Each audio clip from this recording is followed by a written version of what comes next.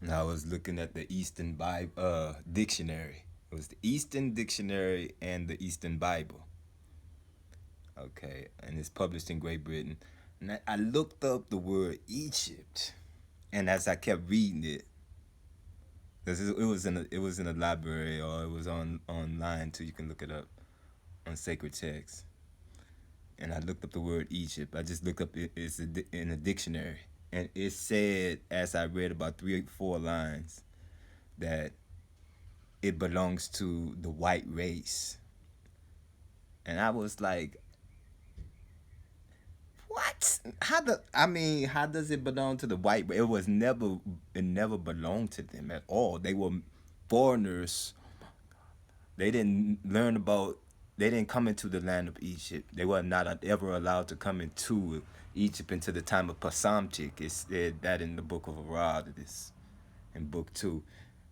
It says something about that. The Greeks then never came into the land of Egypt until the reign of Pasamtik the second to be mercenaries in his army.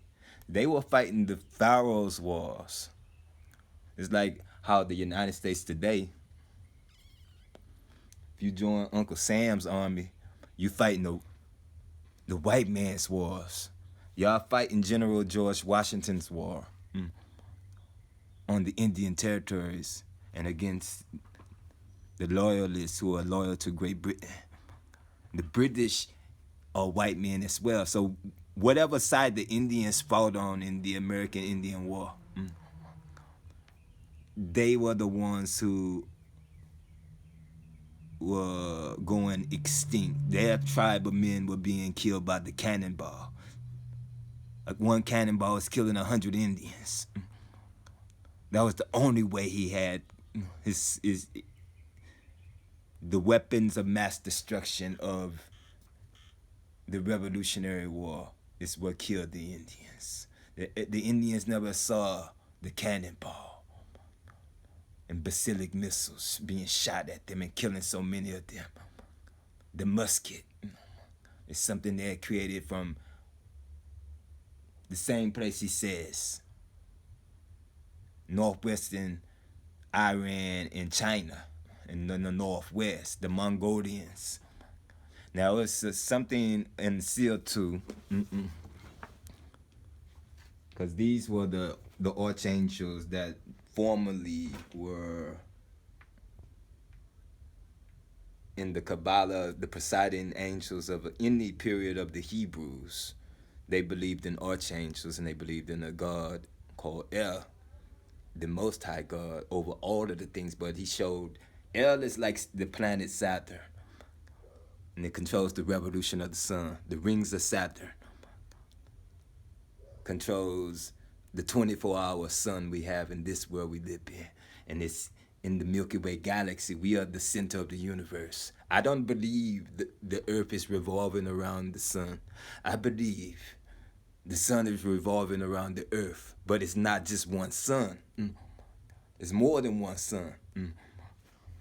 It's like the stone of the fifth sun, with the what they call the Aztec calendar stone. There were 5 other suns that shone on the earth. And the stone of the fifth sun, this was the period of the fifth sun, but that sun has come to its end. And there's another sun shining today, a 6th sun, like the 6th year. We're in the 6th year of divine revelations. This was from the book of Tortimos, which they call the book of Moses, the 6th and the 7th book. 6th and the 7th books of Moses. You can look it up on sacred text. It will pull up the scriptures. But this was translated from the Germans and from the British. These are the people who have the supreme weaponry on the battlefield, the higher technology that's on King Seti's mortuary tomb, the helicopters, the airplanes, to drop bombs and do all of these things in the Navy and the mega technology to destroy people off the earth, mass deception. top secret. And keep it quiet and don't tell nobody about what really happened. We wrote it in codes. That's what called the language of the Greeks. They wrote it in a code called Greek to distinguish it from the Phoenicians, who they had a war with. The Phoenicians. And this has always been the same thing since the Trojan War. The fallen angels is what they call the presiding angels over each period that came to an end. Each seer was a 1,000-year period. So the first seer, the first 1,000-year period of human beings on the earth was different than it is today. We are in the sixth seer, the sixth sun that has shone on the earth, shone in the universe in the Milky Way. And it metamorphoses. Each seer metamorphs to another seer. After a 1,000-year period, it changes its form into another kind of God and another type of archangel presiding over the 1,000-year period. But the earth was deformed. In each period, the earth changed and had a metamorphosis or some type of evolution. It turned from being one landmass into four in the second seal. So this is when they did the great works. The people of the first seal could live almost 1,000 years. The people of the second seal came short of that. And maybe the last people of the first seal began to live in the second seal period, in the second 1,000-year period, and the seal changed the form of the earth, which we call evolution. Okay, the first seal for 1,000 years was Aziah, and then it says Ephesus, the tree of life. They were in paradise, the paradise of God, because the earth was at its first form, the first fruits. Maybe all of the food was better and sweeter and bigger because it was the first fruits. And the first man came on the earth. He was made in the design. The Adam Kadmon was like God. God dwelt there in the garden with him and was his companion all the way through his life, as he was formed and created this being called man. Okay, and then a man was given the whole responsibility of all of the things in the universe, all by himself, his own free will and his own choice to make a decision. And he was told everything on how the universe works. In that first year in the paradise, he was eating the first fruit, the tree of life. His body had immortality and it was God. In a form, the self-created being chose a form called a man and made a body for a God and placed his own life force inside this creature and became one with this being. But all he did was gave him his own free will and his own house and his own choices to make. And God said, I'm going to rest on the Sabbath year of God. For 1,000 years, God rested from creating the world in 6,000 years out of nothing, from the number 0 to the number 5. 6,000 or 6 days from nothing. From 501 to 6,000 years to the number 6. 6 minus 0 is 6. By itself. And this is where we have had an evolution. So a fallen angel is now Aziah. That angel doesn't preside over this world anymore. It's fallen. After its 1,000-year reign over the affairs of the universe is complete. It is fallen. Like angels were like the stars in heaven.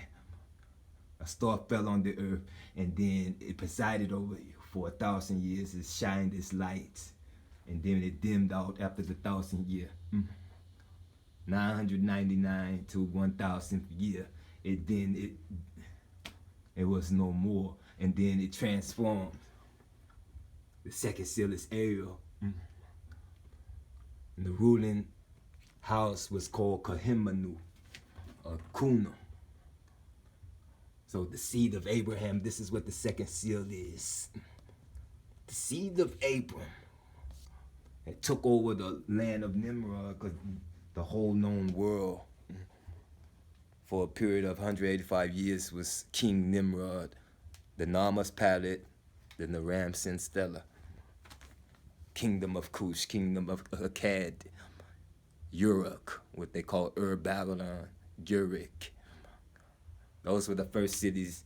Calneh, he built Nineveh, Shinar, okay. The kingdom of Nimrod was like in 6 houses, because Cush had 6 sons, right? So, no, 4 sons, wait, however, yeah, 6. And the brothers of Nimrod's houses and their kingdom spread vast all over. They had dominion. From the time of Adam, the first man. So all of those things about Adam, and the belief about Adam, and the belief about to the time of Nimrod and Namas Palit, I saw that in the place they call Heracleopolis, or Heracleopolis, which is in the Sudanese region of Africa. It's like in the middle of North Africa. Going south, it's central.